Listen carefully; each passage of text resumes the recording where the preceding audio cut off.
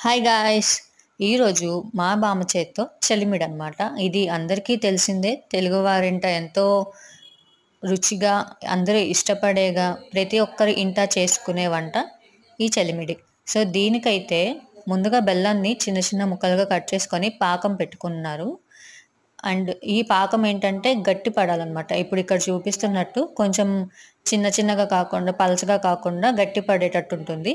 So, దానికి ఎండు కొబ్బరిని నెయ్యిలో బాగా వేయించుకున్నారు ముక్కలు ముక్కలుగా తరుగుకొని.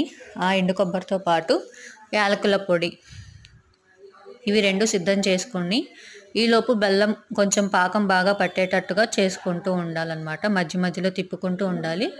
ఒక్కసారిగా బెల్లం పాకం పట్టిందంటే దానిలో ఈ ఎండు కొబ్బరి ముక్కలు, యాలకుల పొడి మొత్తం కలిపేసుకొని, ఆ కలుపుకున్న తరువాత ఈ పాకం మొత్తాన్ని తీసుకుని వెళ్ళి మనం పిండిలో కలుపుకోవాలన్నమాట.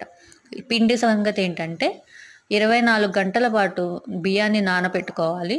బియ్యం నానబెట్టుకున్న తర్వాత ఆ బియ్యంలో ఈ పాకం మొత్తాన్ని వేసుకోవాలన్నమాట. ఇక్కడ చూస్తున్నట్లయితే మీరు చూసారు కదా ఎట్లా గట్టి పడిందో బెల్లం పాకం. సో, అలా బెల్లం పాకం పెట్టుకుని దాంట్లోకి ఎండు కొబ్బరి, ఈ యాలకుల పొడి వేసి కలిపేసుకోవాలి. నెయ్యి మనకి మీరు ఎంత తీపి తినాలనుకుంటున్నారో అంత బెల్లము, కొంచెం తక్కువ తినేవాళ్ళు కొంచెం తగ్గించుకోండి.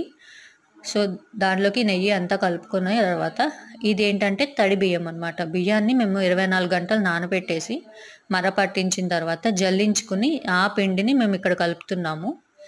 సో, ఫైనల్‌గా బియ్యం కూడా కలిపేసి ఒక్కసారి పైనుంచి కిందకి తిప్పేస్తే చలిమిడి